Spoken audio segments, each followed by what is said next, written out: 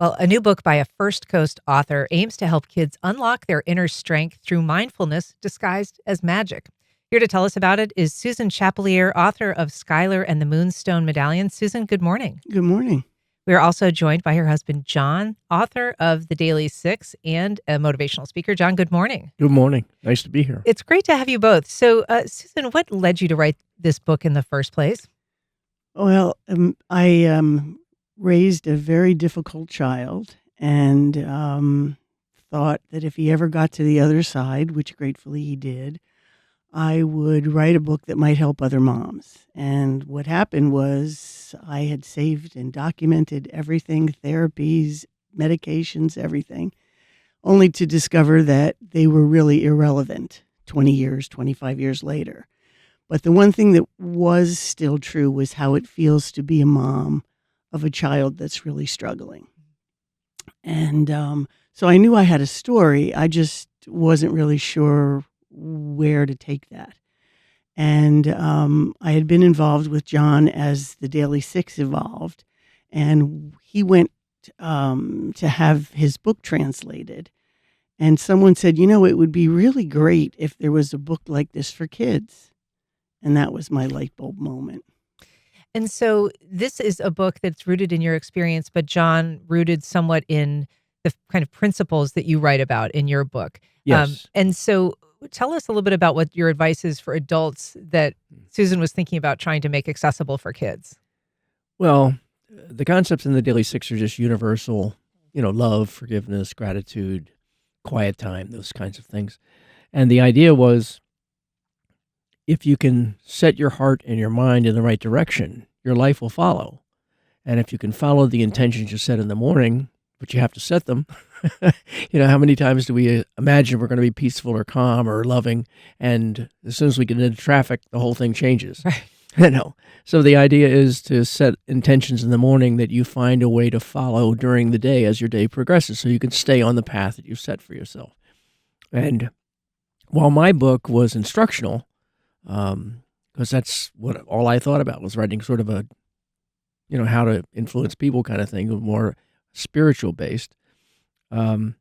Susan wrote out a book that's just all experiential. So it really takes the kids on an adventure where they experience the concepts of quiet time or willingness or love and forgiveness, those kinds of things. And so from a kid's standpoint, it's how to sort of recover their own inner powers that they have. They just tend to let those go as they're trying to go through the agonies of young teenage years and middle school and those kinds of things.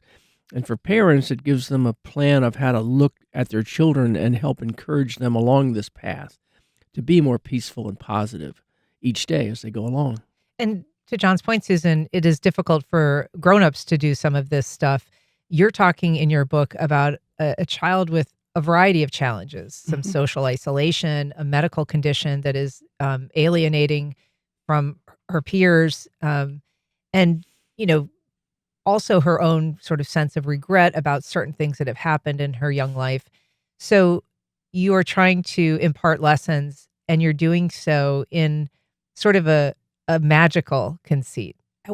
Talk about, first of all, how you chose the characteristics of this character, what you wanted to emphasize as challenges or obstacles to overcome, and then why you chose to present some remedies or some solutions through the idea of these magic moonstones.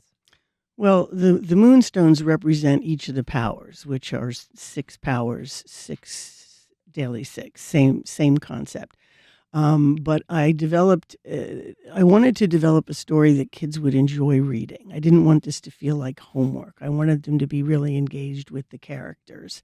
And while Skyler was somewhat patterned after my son and our experiences, it's truly fiction. And she is part of a group of a secret club with 5 other kids. And between these 6 kids, I think most adolescents could find themselves in those characters.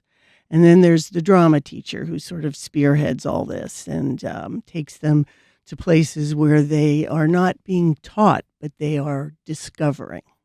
Right. And so this is set in a kind of a classroom setting. How does the teacher or excuse me, in a kind of in a with a it's Well, it's the drama teacher takes these kids on adventures, and okay, it's set in Washington D.C. because which is where you're from. right, Yeah. yeah, And so, but during the course of these lessons, I guess, for lack of a better term, she's trying to help kids connect with sort of their own better attributes, yes, not necessarily teaching them new things, but teaching them how to access things that they may already possess. right. It's all inner powers. They have it. They just need to know how to use it, and it gives them a sense of control. Kids at that age feel like they don't have control over their lives, and if they can learn these tools, it can help them. Why did you want it to be something that parents could also use as a resource? And how important is it to have parents be able to kind of teach some of these lessons to their kids or help communicate to them?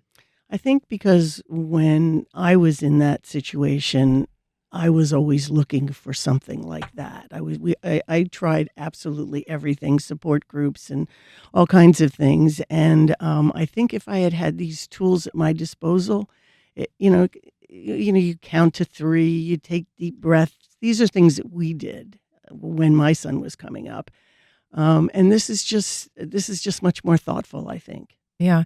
So, what is your hope, John? This book that Susan has written, do you think it's the kind of thing that can impact young people in a way that when they reach adulthood, they won't be as reliant on the need to find your, six tools or Right. even, need the advice to formulate a path ahead? Well, the reason the book is called The Daily Six is because I would like if these kids can pick these skills up. I mean, I've been working on this for 20 years with adult clients all over the world, and it's amazing how few people in adulthood really learn any of these things. That's not the kind of thing they learn in high school, college, graduate school. Nothing. You don't learn how to be loving or forgiving or kind or gentle or inclusive. These kinds of things we tend to approach things oppositionally, and this is letting that go and being inclusive and encouraging to people and supportive. It is interesting that, things that we consider so important in terms of how we behave as human beings Right. aren't that there is no formal mechanism to teach those things. I Right. guess we Yeah. just assume that we'll pick them up or that Uh, parents will impart those lessons. I think so. I don't really know. I write a lot this time of year. I write a lot about taking the feelings that we have this time of year and spread them out into the rest of the year, rather than just making this a special day or a special time of year. Why don't we just make it a special feeling that we expand throughout the year? And that's what I'm hoping will happen with Skyler, is that the kids will begin to pick this up at 12 or 13 and practice it in a daily way, that by the time they hit high school or college, this is an ingrained behavior where they're looking for ways to help others, or they're looking for ways to find and support each other rather than just being self-focused. I mean, that's absolutely how I grew up, absolutely self-focused. And if you're having a trouble, that was your problems. And I've found as I turn that around in my life, it's the more I focus on the needs of others, the more successful I become. And, and I why that happened, I really don't, honestly don't know, but I do know it works.